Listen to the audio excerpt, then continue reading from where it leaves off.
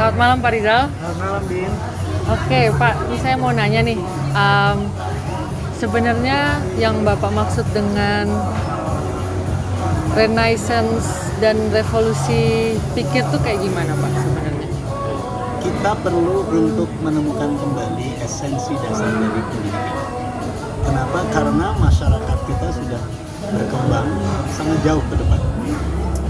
Ada banyak orang yang mengatakan akibat dari revolusi teknologi informasi itu melahirkan masyarakat yang disebut masyarakat 5.0, yaitu masyarakat yang harus memiliki kemampuan untuk mengintegrasikan atau menyeimbangkan antara kemajuan teknologi, manusia itu sendiri, benda, dan sistem, atau disebut dengan Internet of Things. Dampaknya ini besar. Kenapa? Karena manusia akan semakin mudah dan cepat mengakses informasi dan pengetahuan. Ketika semakin mudah, mereka akan semakin berdaya. Dan ketika semakin berdaya, mereka akan mandiri. Tetapi di satu aspek susah untuk dikontrol. Ketika susah untuk dikontrol, maka peran-peran dari pemerintah itu menjadi semakin berkurang. Kenapa? Karena manusia bisa melakukan banyak hal dengan bantuan teknologi informasi. Yang kedua, akan terjadi diffusion of power. Jadi kekuatan yang tadinya di beberapa elit negara seperti Eropa, Amerika, karena mereka menguasai teknologi informasi, bergeser ke Asia. Atau mungkin ke Afrika atau Amerika Latin, karena kecepatan teknologi informasi itu akan mampu membangkitkan talenta-talenta yang mungkin tersebar di seluruh dunia ini. Nah, dampak dari diffusion of power ini itu akan terjadi pergeseran. Nah, pergeseran dari kekuasaan yang tersentral awalnya di Amerika dan Eropa ke Asia. Pergeseran ini mengakibatkan akan ada banyak gesekan-gesekan. Dan kalau gesekan-gesekan ini tidak bisa disiasati dengan baik, itu akan menimbulkan guncangan. Maka dari itu, arah dari teknologi, arah dari pendidikan itu memang harus ditemukan ulang. Dipersiapkan, ditemukan ulang, tidak lagi berorientasi pada kemampuan untuk menghafal konten informasi. Kenapa? Karena konten informasi itu sudah ada di mana-mana akibat dari artificial intelligence, tetapi kemampuan untuk membalancing tadi, kemampuan untuk bisa mengelola mental dari manusia, stres, mengendalikan diri agar ketika mereka menjadi manusia yang mandiri itu atau manusia yang punya lebih berdaya itu bisa menjadi manusia yang bermanfaat, bukan merusak. Oke, berarti pada intinya sebenarnya berarti kedepannya pendidikan seperti apa yang bisa mengakomodir perubahan tren hidup manusia? Karena manusia itu akan semakin berdaya, maka orientasi pendidikannya harus human center.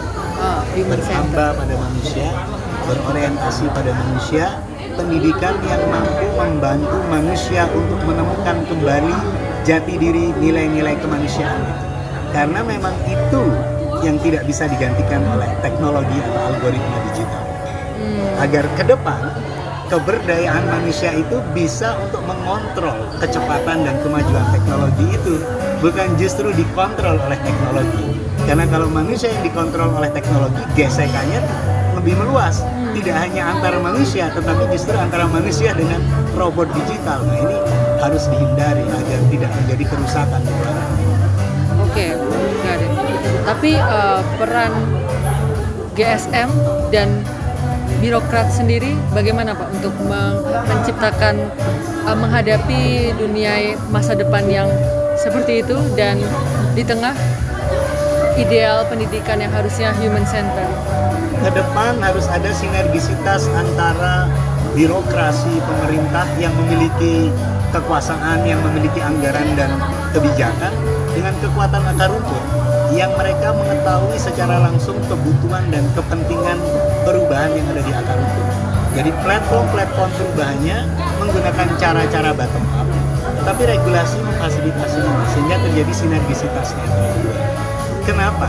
Karena teknologi informasi sebenarnya sudah membuat apa yang dikenal dengan disintermediasi ekosistem. Apa itu? Ekosistem yang mengurangi bentuk intervensi dari perantara, dalam hal ini pemerintah. contohnya blockchain.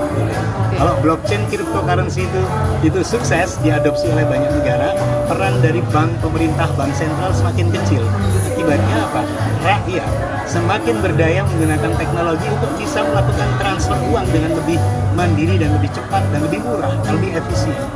Sama seperti sinergisitas antara GSM sebagai kekuatan akar rumput dengan pemerintah untuk melakukan percepatan perubahan di dalam menghadapi era society 5.0. Percepatan perubahan dengan GSM sebagai apa dan birokrat itu sebagai apa? GSM sebagai platform perubahan yang terjadi di akar rumput.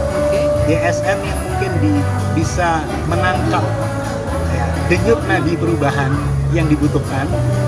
GSM mungkin yang mampu untuk bisa menangkap kepentingan masyarakat itu dengan sedikit gesekan. Ya. GSM mampu untuk bisa lebih memberdayakan masyarakat yang sudah mandiri dan berdaya ini dengan cara-cara mereka.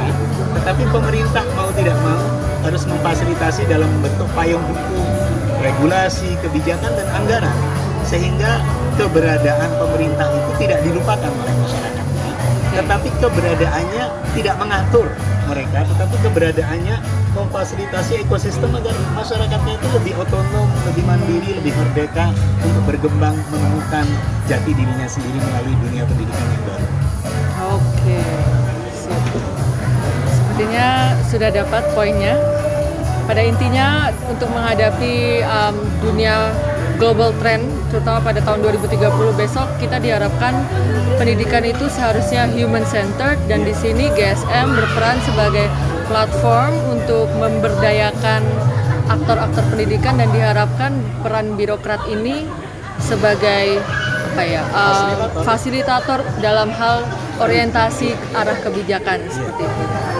Baik, itu dia podcast kita malam ini tentang Renaissance dan perlunya untuk revolusi pikir di pendidikan.